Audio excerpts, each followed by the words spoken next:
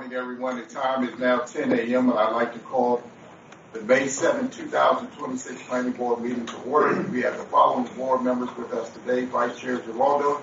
Good morning, everybody. Commissioner Okoye. Good morning, everybody. Commissioner Matthews. Good morning. And Commissioner Jenkins. Perfect. And I am Chairman Barnes.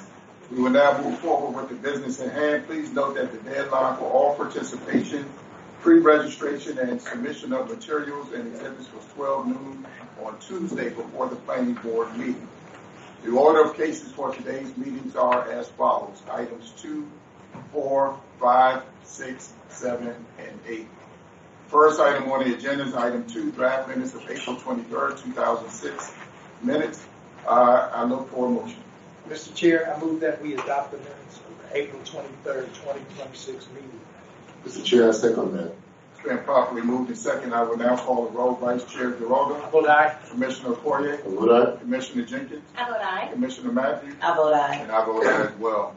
We will move forward with the consent agenda. Consent agenda items 4A, 4B, and 4D. Is there anyone who wishes to oppose staff recommendations on the consent agenda items? If not, is there a motion? Mr. Chair, after consideration of the record for the items on the consent agenda, I move that we adopt the findings of staff and approve items 4A, 4B, and 4D. Second. It's been properly moved and second. I will call the roll. Vice Chair Giraldo. Vote aye. Commissioner Okoye. Aye. Commissioner Jenkins. Vote aye. Commissioner Matthews. I vote aye. And I vote aye as well. The regular agenda items, we will now move forward with the regular agenda items. The first item on the agenda is item number 5. Departure from parking and loading spaces, DPLS-24001, AutoZone. We will now hear Good morning, Mr. Chairman and members of the Planning Board. For the record, my name is Evan King with the Zoning Section. The item in front of you is departure from parking and loading standards, DPLS 24001 for 7755 Landover Road, which requests to reduce the required parking for a vehicle parts store by 27% or 29 spaces. This departure is intended to enable the addition of enclosed storage areas in the existing building, which would involve bringing the site into compliance with requirements of the prior zoning ordinance and the 2010 Prince George's County Landscape Manual. Staff find that the requested parking reduction would not bring the property below the number of parking spaces needed to meet the demand for the vehicle parts store with the proposed storage addition. The applicant has also filed an alternative compliance AC 24006, which, along with this departure from parking and loading standards, will need to be approved for the proposed project to be permitted.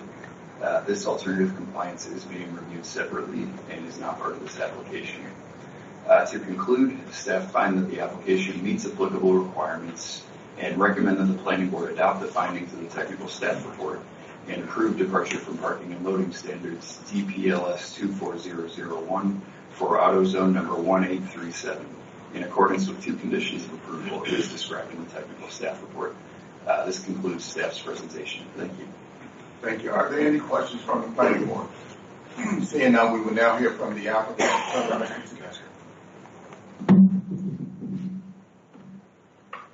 Good morning, Mr. Chairman, members of the board. For the record, Matthew Tedesco, law firm McNamee in Greenbelt, on behalf of AutoZone Development LLC. Mr. Chairman, before I begin, I just wanted to take a moment of privilege and acknowledge tomorrow is your 10-month anniversary. So congratulations on your 10 months as the chairman of this esteemed body. I want to thank Mr. King, Mr. Hurlbut for their review of this application, Ms. Connor, the division chief for their oversight and recommendation of this application. Just very briefly, the request is very straightforward, as you heard from staff, supported by substantial evidence. The applicant is proposing a 10,537 square foot additional storage space. The site itself has existed in substantially the same configuration since the late 1960s and has successfully operated as an AutoZone store since 2014. The property is approximately 2.3 acres in size and is constrained by irregular L-shaped configuration, existing circulation patterns, cross-access easements, stormwater management, and landscape requirements under the code. The reduction of 29 parking spaces is supported by the evidence. The departure is driven by code compliance improvements, being the landscaping and stormwater management, not by the intensification of the use, as the building expansion is not customer-serving retail space.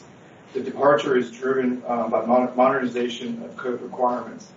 We did submit a professional parking demand analysis utilizing the ITE parking generation manual.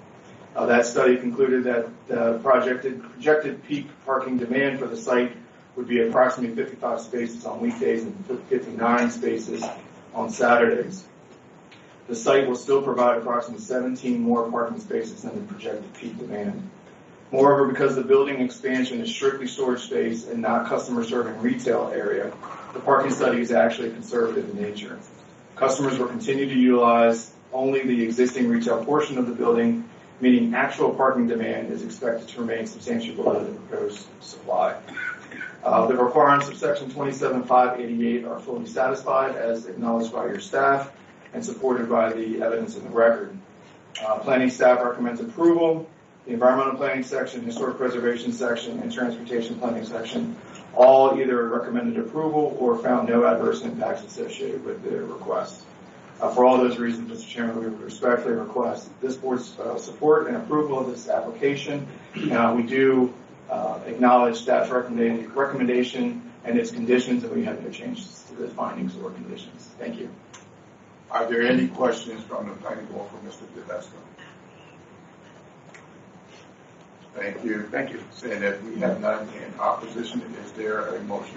Mr. Chair, I move that we adopt the findings and recommendations of staff and approve departure from parking and loading standards DPLS 24001 Auto Zone number 1837. Mr. Chair, I second. It's been properly moved and second. I will call the roll. Vice Chair Giraldo. Vote aye. Commissioner Okoye. Aye. Commissioner Matthews. I vote aye. Commissioner Jenkins. I vote aye. And I vote aye as well. We will now move on to the next agenda item number 6, Office of the Planning Director, Legislative Drafting Request LDR 80. We will now hear from staff. Good morning, Mr. Chair, members of the Planning Board. For the record, Natalia Gomez with the Planning Director's Office. Item 6 of the agenda is LDR 80-2026. Next slide, please. So the purpose of the proposed amendment is to promote higher density residential development by permitting 2-family and townhouse dwellings within the residential rural zone inside the Capital Beltway, and to set use, intensity, dimensional, and parking standards for such infill dwellings within the rural residential zone. Next slide, please. The ordinance currently only permits single-family detached dwellings by right in the residential rural zone, and as a means to help promote higher density residential development in the country within the residential rural zone, LDR proposes permitting 2-family and townhouse dwellings on property or assemblage of properties comprising of 20 acres or more within the, as I mentioned, the rural zone and within the Capital Beltway and near transit or higher density zones subject to specific location criteria that are listed in the slides. They also propose amending standards to reduce minimum lot size, increase density and lot coverage, and require detailed site plan review to ensure compatibility, set aside areas for green space and public benefits. Next slide, please. So, staff, based on the parameters listed in the bill, we prepared some maps to determine which properties would be eligible or would be subject to this text amendment. And this slide shows the properties that are currently in the rural residential zone. There are over 20 acres. We currently identify 7 properties.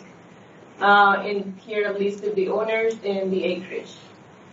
Next slide, please.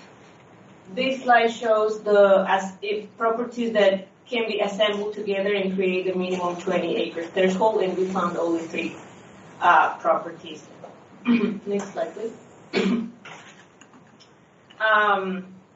So we found that the proposed bill as it is right now is incompatible with the purposes of the rural residential zone, because that zone is basically the intent of that zone is to provide low-density single-family residential developments with slightly larger land lots, and also preserve natural terrain trees and open spaces. Although this is not considered as spot zoning, but we consider that using text amendments similarly to rezoning without a comprehensive review is discouraged, as it can lead to inconsistent regulations and weaken zoning stability and predictability. Following rezoning or plan development procedures ensures consistency with master plans and zoning ordinance. With that, what we're trying to say is that there are other ways that this density could be achieved, not necessarily as a text amendment. As I mentioned, the proposed standards exceed low-density residential land use, conflicted with the rural residential zone and approved master plans, and unfortunately are not consistent with the objective standards for this use in other zones. Next slide, please. So the department would like to clear that we fully support the intent of the LDR on increasing housing diversity in the county. In fact, we are working on several initiatives, including the missing middle housing study. But as I mentioned, the proposed approach has several concerns, and as it is right now, and is not aligned with the current ordinance. We think that there are other ways, and they are listed here. One of them would be using a residential plan development zone or other higher density zones that already permit the suggested uses, or even higher density zoning map amendment or plan development zoning map amendments, sectional map amendment, and as I mentioned, what is going on is the updated countywide study of missing middle housing study. Please, next slide, please. So, as a matter of housekeeping, all this happened a couple weeks ago, and recently we've been working with the bill sponsor, and subsequent to the publication of the technical staff report, the department was participating in a conference call with the bill sponsor, and as a result of that meeting, we offered the following amendments. The first one is with the residential infill use as proposed should be subject to a special exception rather than as a permitted use. Given the nature of the use, that the use violates the purpose of the rural residential zone and the potential impacts townhouse and two houses that had a ratio of 20 buildings per acre will have a big impact on neighboring properties and adjacent properties within a zone that is actually intended for single-family detached residential development. The second amendment we offer is that in order for the proposed use to comply with the requirements of the rural residential zone, the purposes of the zone should be amended to follow to allow for townhouse and two family uses under limited circumstances. And lastly, the requirements for residential infill in the rural residential zone should be amended to require an appropriate level of public benefits. So rather than one public benefit, we call for a public benefits package, sort of. It also required the establishment of standards and requirements that ensure development at a minimum on the perimeter of the property, designed and located to be compatible with the character in adjacent existing properties or approved developments. Next slide, please. So this was the initial proposal staff was going to bring to the planning board, but as I mentioned, based on the amendments we worked with the bill sponsor, we recommend the planning board to support LDR 80-2026 and transmit the proposed amendments as presented in the memorandum released yesterday. And that concludes my presentation. I'm happy to take any questions. Are there any questions for staff? I don't have a question so much, Mr. Chair, but I have a comment. Is since the purpose of this proposed legislation is to increase density, I was thinking, why instead of limiting it to two-family townhouses and two-family, that consideration be given to three families? That's certainly something that we can look at the time of transmitting the package. We will include your recommendation in the transmitted letter. Seeing that there are no other questions, there are several that have signed up to speak on this. First is Casey Anderson.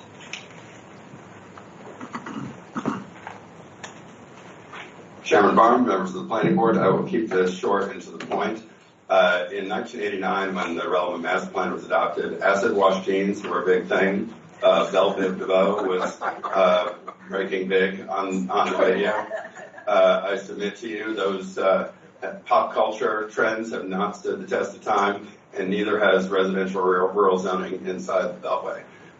It should be obvious, should not require making the argument, and the staff acknowledges as much that the zoning that was recommended by that plan is wildly out of step with Plan 2035 and what Prince George's County needs today. So I submit to you that asking an applicant, asking a property owner to wait for a new master plan to fix that is like saying you've got to hold on to those old records and those old jeans in the closet. There's no need to do that. Similarly, it is not really reasonable to ask to go through the PD process or wait for a new plan. The last time I was here, Mr. Chairman, you were briefed by your staff on some of the demographic trends in the county, and you'd observed, hey, I'm being told I've got to produce tens of thousands of new housing units. How are we going to meet that need? I submit to you one of the things that is standing in the way of meeting the county's housing needs, as well as Prince George's economic development objectives, is outdated planning. It is simply good planning practice to incorporate what the planning documents that have superseded those old plans, and namely I'm talking about Plan 2035. This is not some arbitrary decision to just pull a few properties out of the stack and say we think the zoning should be different. It's entirely consistent with the planning policies that the county has adopted, and there is simply no reason to take the Goldilocks approach that the staff has to say this approach is too hot, this approach is too cold, let's wait for the one that's just right. Take the one that's right in front of you and allow Prince George's County and all of us to move forward into the future with an appropriate use for these properties. Thanks very much. Thank you. Mr. Matthew Tedesco. Thank you, Mr. Chairman. For the record, Matt Tedesco on behalf of Stanley Martin in support of LDR 80 2026. From the outset, I just want to acknowledge the staff report correctly recognizing the policy goal behind this legislation. Staff explicitly supports the objective of expanding housing diversity and recognizes that the bill advances housing policies provided in Plan 2035. For the last couple of years now, and most recently over the last few months and weeks, the county executive, members of the county council, and this planning board have emphasized the need to look at the zoning ordinance and modify the regulatory framework to expedite and incentivize development, to think more broadly, increase housing supply, and facilitate reinvestment inside the Capital Beltway. To that end, Mr. Chairman and members of the board, our record is not as good as our bench. We have a very talented bench, but we have a losing record. In an effort to change that, this legislation is a direct response to those policy statements. Staff suggests that the preferable approach is to pursue rezoning through plan development zoning map amendments, or future sectional map amendments. While those tools certainly exist, in practice they present significant structural barriers. They create uncertainty. The PD-ZMA or ZMA process requires applicants to demonstrate conformity with master plans that in many cases are decades old. Indeed, several plans the properties affected by this legislation date back to the 1980s and 90s, long before Plan 2035. Second, the timing. Sectional map amendments occur on cycles. As demonstrated by Mr. Anderson's testimony and the applicable sector plans for the areas of these properties, they were over 40 years old. Third, economic infeasibility. Individualized rezonings introduce discretionary risk, prolonged timelines, and substantial entitlement costs that make the very housing types we are discussing here today, moderate density, missing middle housing, economically difficult to deliver. Just a month ago, this board reviewed an LDR regarding special exceptions for daycares. In that presentation, staff supported the removal of special exceptions for daycares and supported the bill because it, quote, reduced discretionary review processes and promoted more predictable and efficient entitlement process. That's precisely what this bill seeks to do. It does not broadly upzone the county. It applies only inside the Beltway where the development community has been instructed to focus its efforts, and only where properties are near transit or adjacent to higher density zoning development. Development would still require site plan approval by this board, ensuring compatibility, open space, sustainable design, and public benefits. In other words, this legislation preserves oversight while providing the predictability necessary for infill housing to actually occur. We have an opportunity to support a modern zoning tool that supports missing middle housing, strengthens transit corridors, and encourages reasonable reinvestment where growth is intended to occur. For those reasons, we would respectfully request you to support LDR 80. Thank you. Thank you. Are there any questions for Mr. Tedesco? One question, Mr. Tedesco. So I would imagine that with your clients that they would be consistent. They would approve of 3-family houses. Sure. Well, I think not specifically to this particular client, but I think overall, the more diversity of housing the county can provide, the better. okay, thank you. There are several that signed up in opposition. The first is Ms. Macy Clear.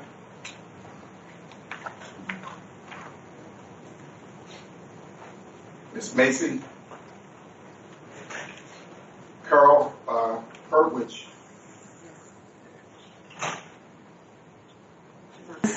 Can you hear me? Yes, ma'am.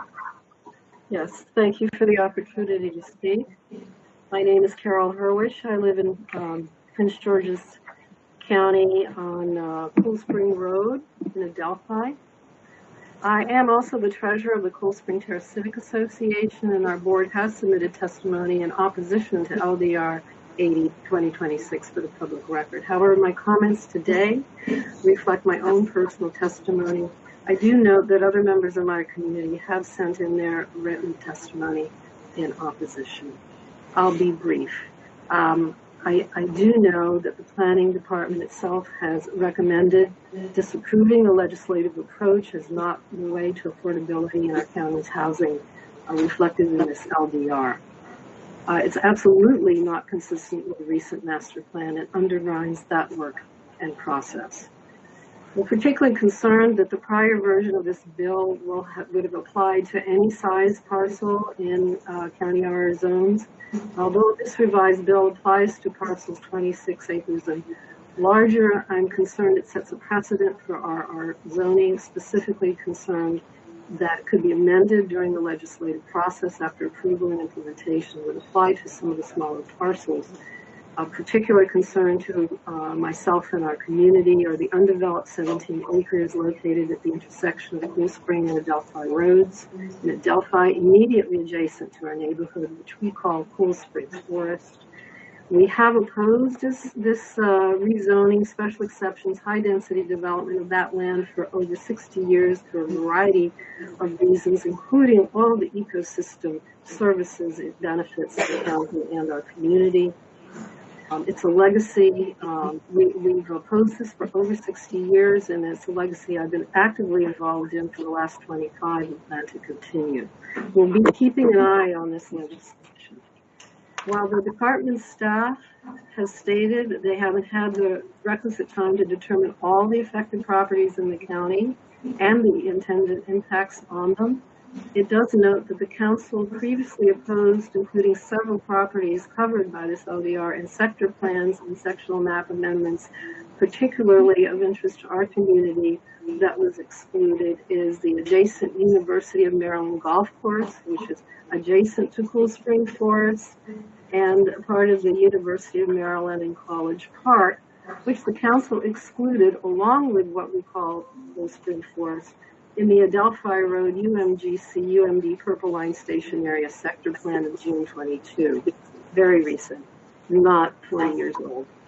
The golf course and forest along the Park and Planning's northwest branch, Stream Valley Park, along Cool Spring Road, provide major benefits to the Anacostia watershed and are part of the county's green infrastructure plan inside the Beltway. It benefits the whole county. By targeting RR properties inside the Beltway that provide these valuable ecosystem services, LDR 80-2026 undermines the county's green infrastructure plan as well. The legislation would redefine what may be built on numerous properties, allow significantly higher densities, weaken green space requirements, increase allowable impervious surfaces, complicate the zoning ordinance, bypass the procedures for rezoning properties and reviewing projects, and conflicts with numerous policies and goals of the countywide general plan, Plan 2035. Numerous local master plan sector plans and the county climate action plan, obviously not the way to get to affordable housing. Ms. Hurwitz? Yes, sir. Yes, ma'am. Your time is up, so if you'd like to summarize. Yes, I will close. Thank you. The department noted that LDR 80's stated goal of increasing and diversifying housing stock can and should be achieved without those conflicts through the county's zoning map amendment, the plan development processes, which allow and require project-specific reviews and allow formal public comment and assessments of the project's impacts, legality, and consistency with county policies and plans. Thank you again for the time to speak today in opposition to LDR 80 2026. We'll keep an eye on it. Thank you all. Chris Cathy. Chris Cathy.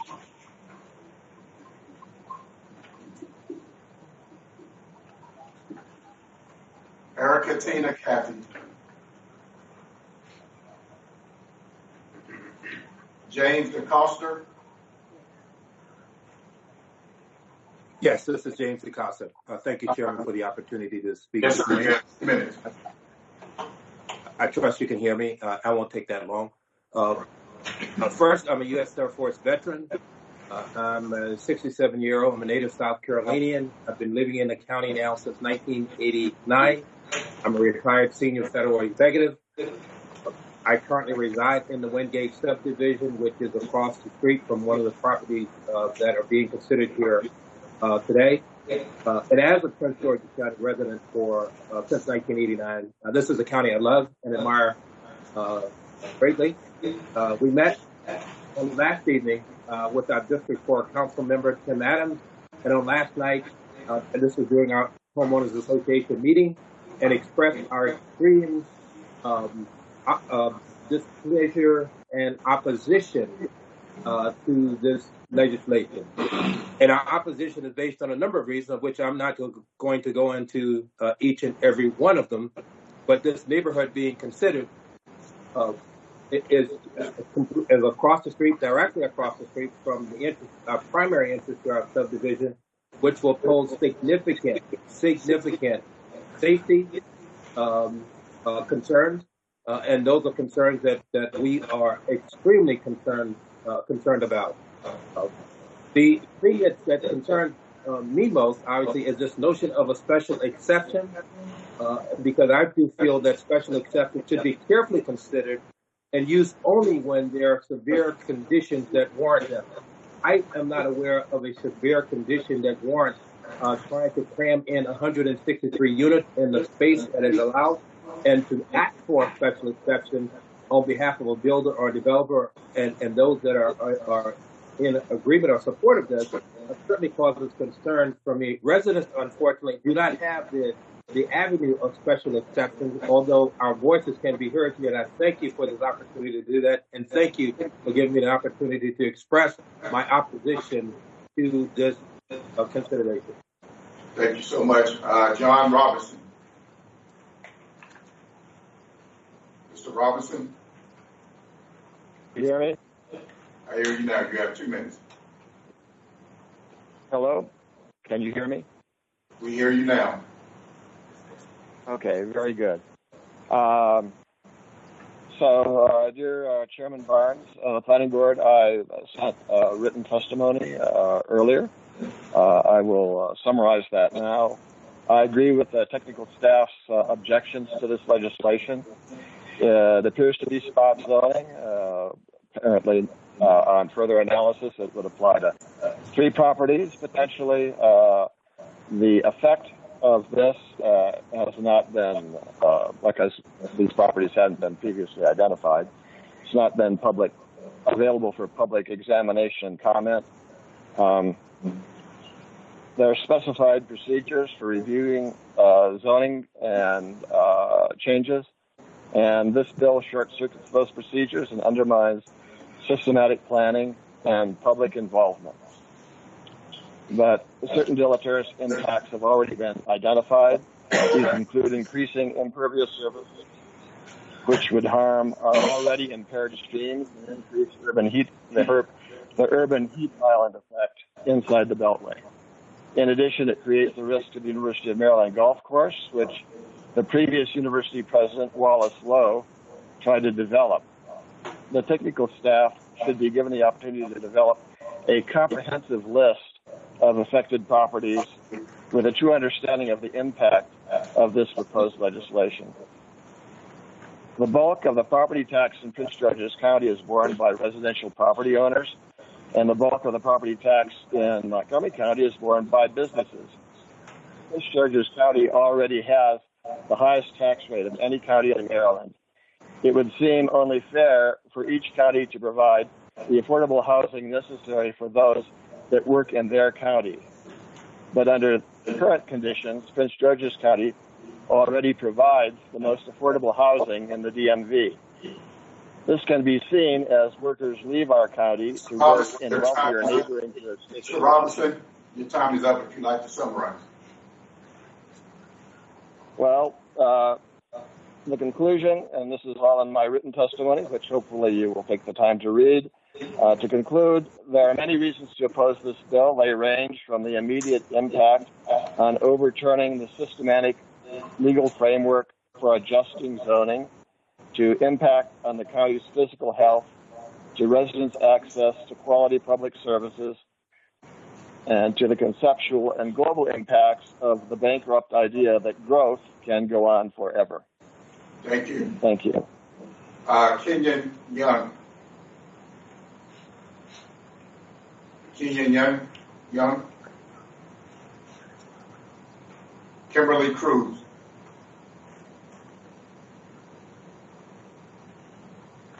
Kimberly Cruz. Lawrence James. Lawrence James. Teresa Saunders.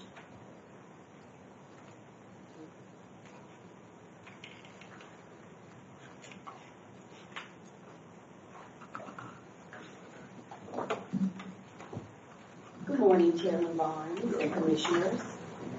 Thank you all for the opportunity today to speak with you all about preserving our rights to determine the regulations and parameters for the planning and development of our land in our communities in our Prince George's County. We have persevered and earned the right to determine what is best for developing quality communities where we live, so we must maintain regulations to sustain the qualities.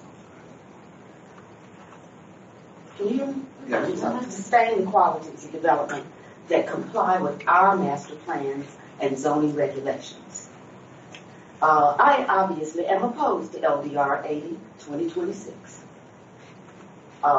I live in Prince George's County, obviously, in the Wingate development. We have over 256 houses in that development. As someone said earlier, they're planning a development of townhouses across the street from us. Lanham 7 Road has 10 miles of single-family townhouses. They're going to create, or want to create, and want a special exception to create 134 townhouses across from our development. In our development, you have one house per acre, or 3/4 of an acre. The development they want to do will have 8 townhouses per acre. And like I said, they're only single-family homes for 10 miles of Lanham 7, from Princess Garden Parkway to Rex Track Road. So this would be a very different, incompatible change. And that's why they are looking for an exception. We are hoping that you all will take into consideration what the Office of Planning has stated, because they are the office that's been designated with the standards, etc., for how we do our development in the county. There's nothing wrong with diverse development, but we're responsible in the county for determining what it is we want and where we want it. So I hope that their recommendations are taken into consideration, and even the master plans. I thank you very much for allowing me to speak to you all. Thank you. There are no others signed up to speak. Is there A motion from the board. Yeah, Mr. Chair, I move that we adopt the recommendations of staff with regards to the legislation suggested by staff and submit a letter of support for LDR 80 2026, subject to the revisions as outlined by staff and to include consideration of 3-family homes. So moved. Been properly moved and seconded. I will now call the roll. Vice Chair Giraldo. I vote aye. Commissioner Okoye. I vote aye. Commissioner Jenkins. I vote aye. Commissioner Matthews. I vote aye. And I vote aye as well. The next item on the agenda is item number 7, Office of the Planning Director Legislative Drafting Request LDR 94-2026. We will now hear from staff. Yes. Again, Natalia Gomez with the Planning Director's Office. This time I'm bringing LDR 94-2026. Next slide, please. The this bill proposes to amend the parking spaces for the use of apartment housing for elderly or physically disabled families. They want to increase the minimum parking for 1 space per 4 beds to 1 parking space per 2 beds. Next slide, please. So I'm going to provide a little bit of background. The use as it is, apartment housing for elderly or physically disabled families was added to the zoning ordinance back in 1960s. So it's been a while. It has been remained essentially the same definition of the use until 2015. The use is what the use entitles is that it's used for there is a minimum, has to be 1 member of the household that has to be an age 62 or older. Then in 2005, there was an amendment that expanded the use to include apartments where 80% of units contain at least 1 person aged 55 years old or older. Next slide. But I want to emphasize that it's 1 person at least in the household. Now, the zoning rewrite in 2018 consolidated several uses, but didn't touch the elderly housing. And the new definition for this use is that to limit buildings occupied by the person that is at least 62 years old or older. Sorry, I confused him. I'm still getting over LDR 80. Let me start. A new definition was added in the zoning rewrite, calls it elderly housing. This one limited the use to use the buildings occupied by persons 62 or over. In apartment housing for the elderly, also carry over. So those 2 uses were together. The minimum parking for those 2 uses before the zoning rewrite was 0.6 spaces per dwelling unit, not per bed. And the zoning rewrite changed that parking ratio to 1 parking space per 2 beds. And that's what we have right now. The apartment housing for the elderly or physically handicapped families is more similar to a traditional building use, residential use, rather than a hospital or the assisted living facility that is the one that uses typically the bed ratio. The residential uses use dwelling units ratio for parking spaces, and hospital and other assisted facilities uses bed ratio. So, in addition, while analyzing the proposed bill, we did not find any data or analysis that supports the increasement for why they want to switch from 4 beds to 2 beds. And with that, next slide, please. We actually proposed an amendment to the bill that it should be reverted to. The parking ratio should be reverted to what it was originally, that it was 0.6 spaces per dwelling unit, not per bed.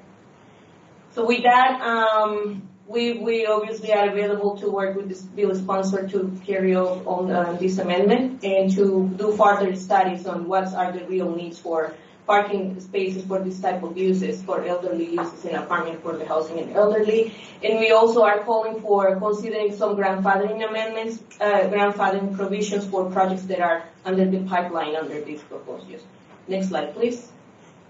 And with that, well, the department recommends the planning board support the bill so long as the ratio is changed to dwelling unit instead of bed. I'm available for questions. Are there any questions for Ms. Gomez?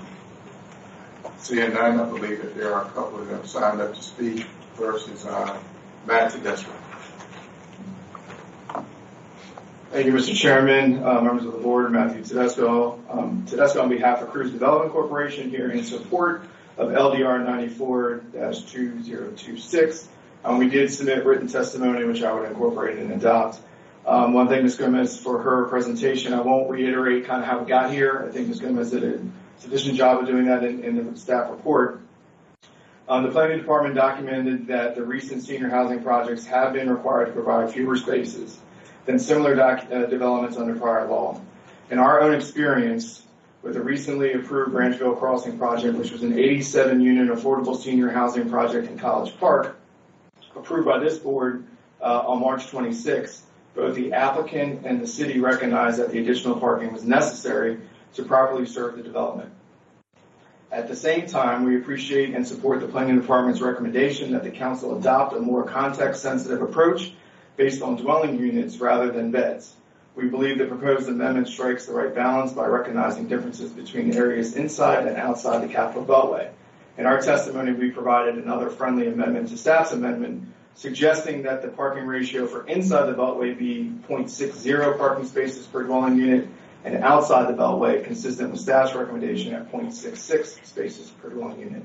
This approach, we believe, aligns with the county's historical parking framework while also recognizing that transit, accessibility, walkability, and multimodal transportation options are generally greater inside the Beltway. Importantly, these amendments are consistent with Plan 2035 because they avoid a one-size-fits-all approach and instead tailor parking standards to local conditions. Notwithstanding, it is important to note, and we would support, that the need to ensure that the zoning ordinance provides for either grandfathering or accommodations for flexibility for future applicants to seek reductions to the minimum requirements where site-specific characteristics justify lower parking demand. Ultimately, however, LDR 94 is a targeted and common-sense correction to the zoning ordinance, and for the reasons that we provided in our written statement and stated here today, we would ask for your support of LDR 94-2026. Thank you. Thank you. Any questions for Mr. Tedesco? Seeing that there's one in opposition, Mr. Lawrence James. Mr. James, seeing that there are no others here testify, is there a motion? Mr. Chair, I move that we adopt the recommendations of staff and transmit a letter of support for LDR 94-2026, subject to a revision as outlined by our staff and technical staff report. Mr. Chair, I second that motion. It's been properly moved and second. I will call the roll. Vice Chair Giraldo. I vote aye. Commissioner Okoye. I vote aye. Commissioner Jenkins. I vote aye. Commissioner Matthews. I vote aye. And I vote aye as well. The last item on the agenda is item number 8, Community Planning Division Priority Funding Area Designation for Parkland and Rock Creek. We will now hear from staff.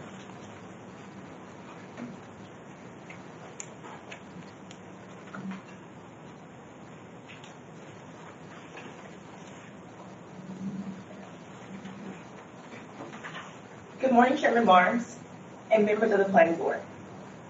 My name is Courtney O'Brothers, a Planner 2 and Project Manager for the Priority Funding Areas Amendment with the Master Plans and Studies section of Community Planning Division. I am joined by Mr. Keir McCune, my supervisor of the Master Plans and Studies section. This presentation seeks to gain approval for the correspondence to the County Executive and County Council as a request that they sign a joint letter to the Maryland Department of Planning for an amendment of the state priority funding area to include the Parkland and Rock Creek location, a future housing development site. Next slide, please. What is a PFA? PFA stands for Priority Funding Area. PFAs originate from Maryland's Priority Funding Areas Act of 1997, specifically Maryland's Smart Growth Initiative, which prioritizes state funding for existing communities in growth areas for projects that include sewer and water construction, highways, and economic development. The law designates state resources to existing communities where local government desire to support future growth, all while protecting rural areas and farms from rural sprawl. The map on the left depicts the current priority funding area in Prince George's County, along with the suggested Parkland and Rock Creek site amendment identified by the blue dot on the map, which is within the county's growth boundary and supports the intentions depicted within Plan 2035's growth policy map. Additionally, priority funding area amendments are carefully considered in an effort to maintain the targeted investment of the limited state and county resources. Next slide, please. Slide 3 provides an overview of the priority funding area process. Parkland and Rock Creek requested to be included in the priority funding area. The planning department then reviewed the request from Parkland and Rock Creek and found that the site met the criteria of PFA designation and is consistent with Plan 2035's goals, strategies, and policies. After staff reviewed the request, it is now being presented to the planning board for approval. If approved, the planning board will sign a letter requesting the county executive and council chair sign the joint letter. From there, the Maryland Department of Planning will review the request.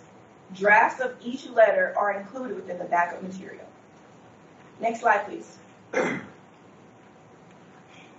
The proposed priority funding area amendment for Parkland Rock Creek proposes that the parcel will be used for single-family detached and single-family attached dwelling units, meeting the minimum density threshold of 3.5, which is a requirement enacted by the state of Maryland.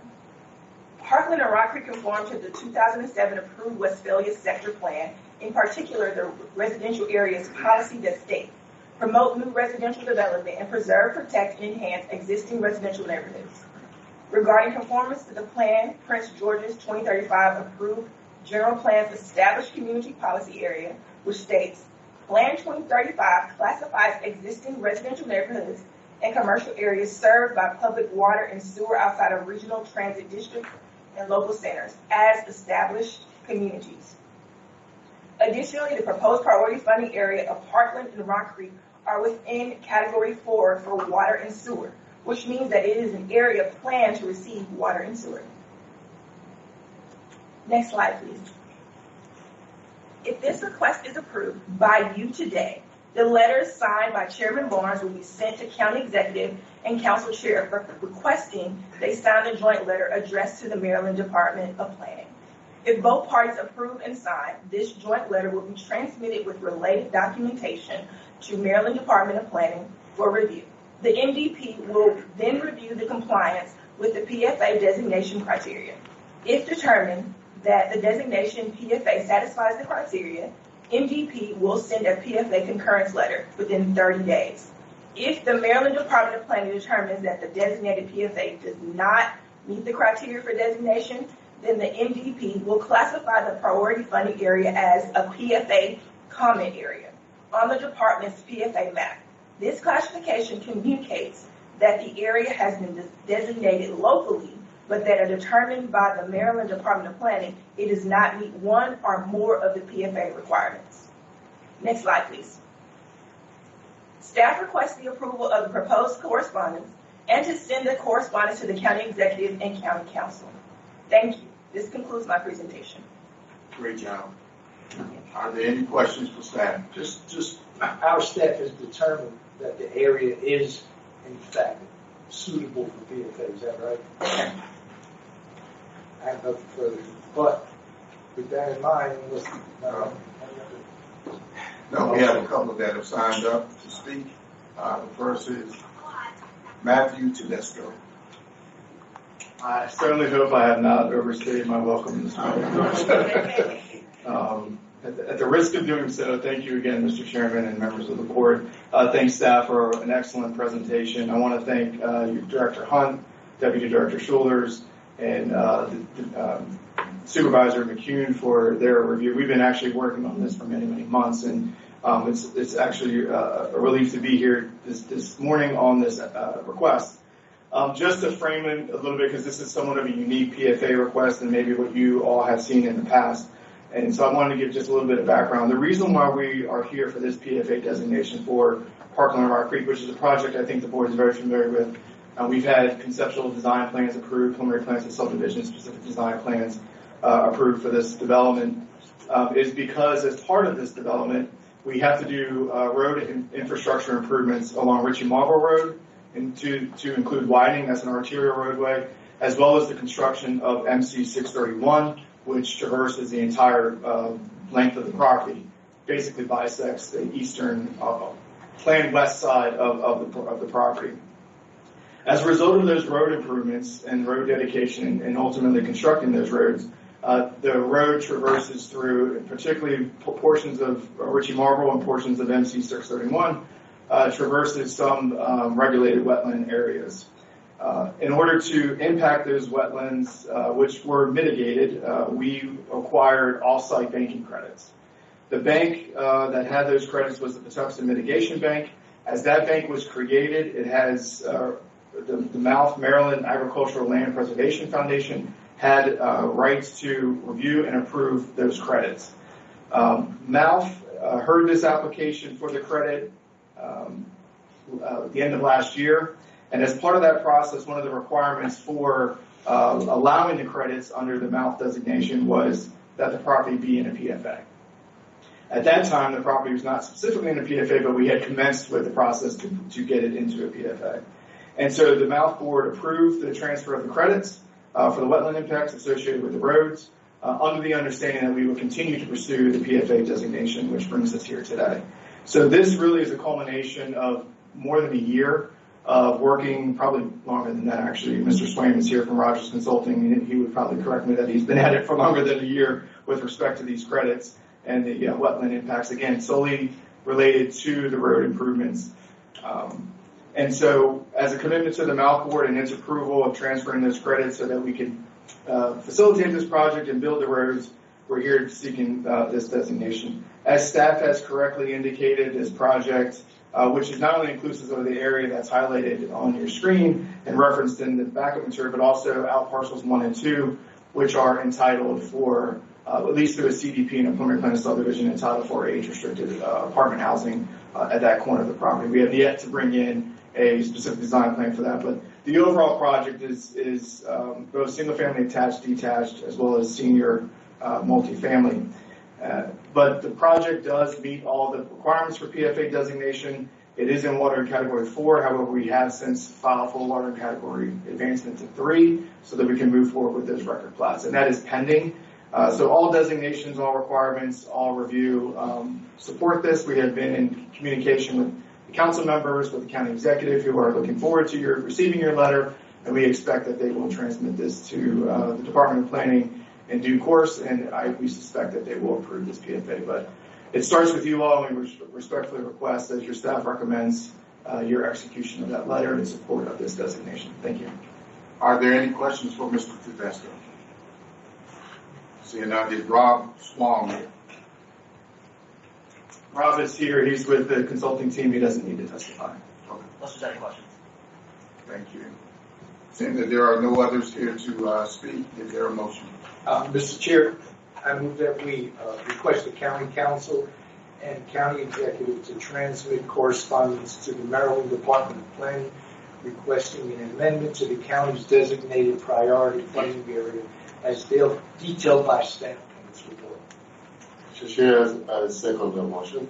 It's been properly moved and second. I will now call the roll. Vice Chair Giraldo. I vote aye. Commissioner Okoye. I vote aye. Commissioner Jenkins. I vote aye. Commissioner Matthews. I vote aye. And I vote aye as well. This concludes all items on today's agenda. I'd like to thank the staff and others for coming out today. The time is now 10:53, and the meeting is now adjourned.